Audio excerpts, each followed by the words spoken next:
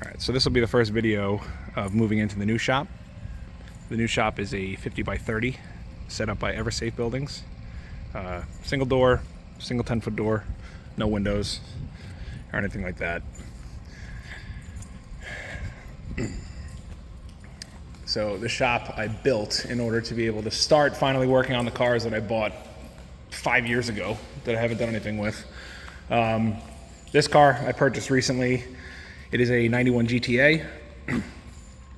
Whoever had this car before me really did most of the modifications to it. I haven't done anything to it, but whoever had it before me put some good money into it.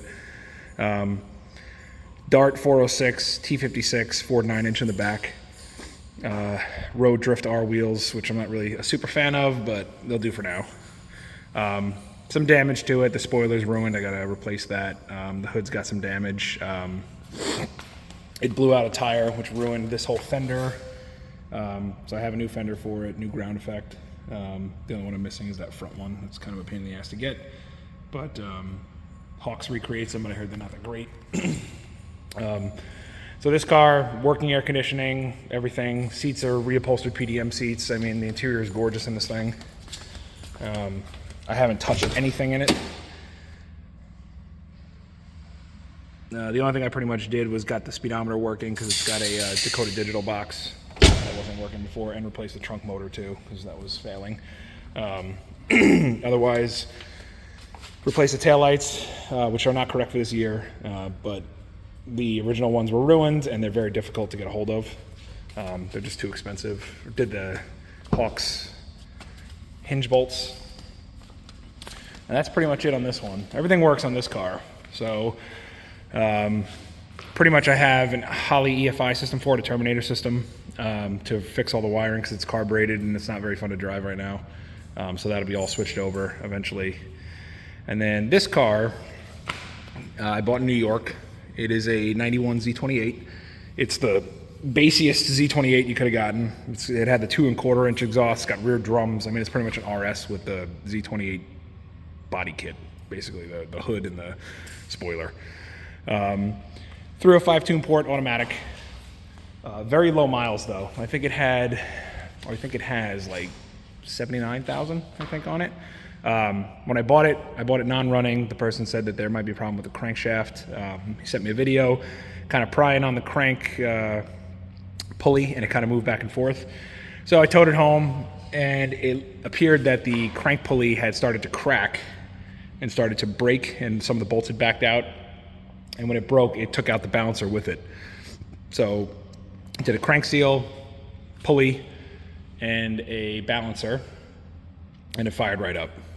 And it's been fine ever since. I did a couple little wiring issues with the fans, but pretty much as unmolested as you can get.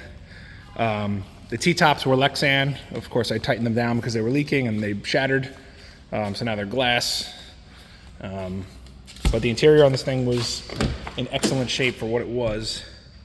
No cracks on the dash or anything like that. You know, the door panels got a little damage from the water, but the floor pans were perfect. I actually tore up the carpet on that side just to take a look at it. I have new carpet for it, new headliner because that's ruined as well. It's kind of saggy. And then I just fixed the trunk motor, did the hinges just like the other car, and that's pretty much it.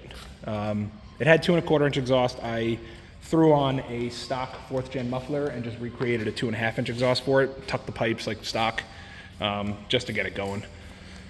But otherwise, this car is in really, really, really good shape. There's virtually no rust except on the tiny little spot on the lip of where the weather strip sits for the trunk. That's the only thing I really found. Floor pans are perfect.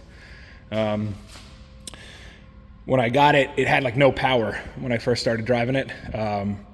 And then when I finally got down here and I had some time, I looked at it and one of the injectors was just not firing at all.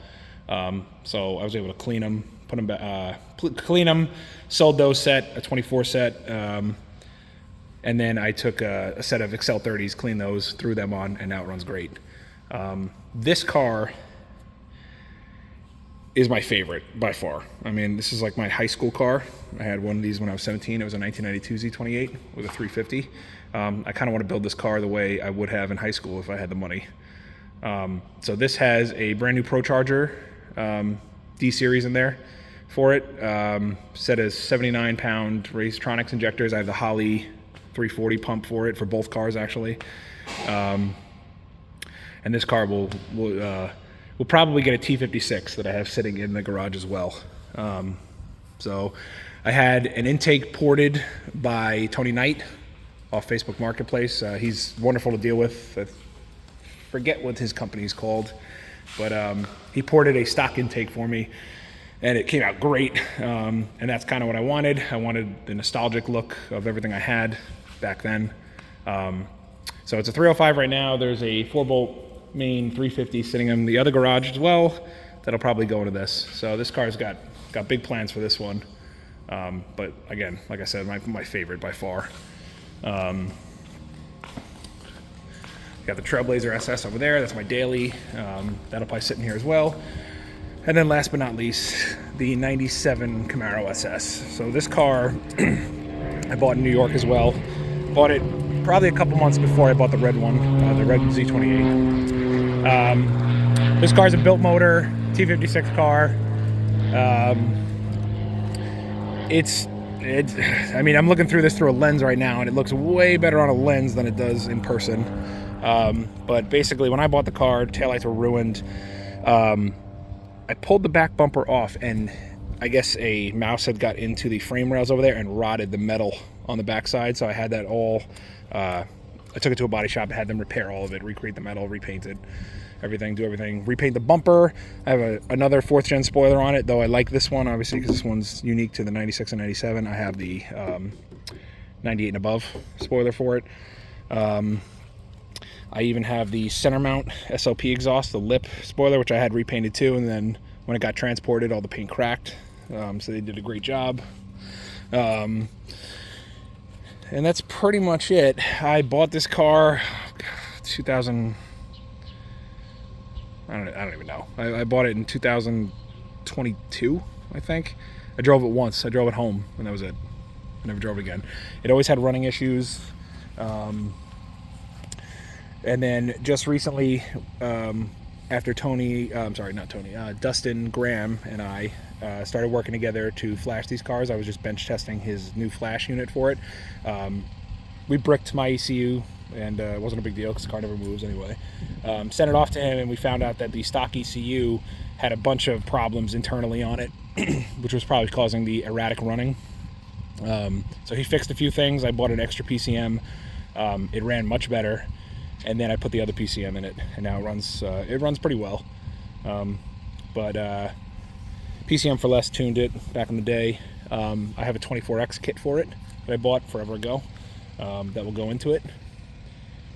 And that's pretty much all I can really think of. It's a comp cam, or no, it's a Lunati cam. It sounds really good, but again, it rode like crap. There's a lot of issues with it, a lot of electrical issues. So I have, as you can see, the dash pad's missing because it was gone. I had to do a bunch of wiring diagnosis on it.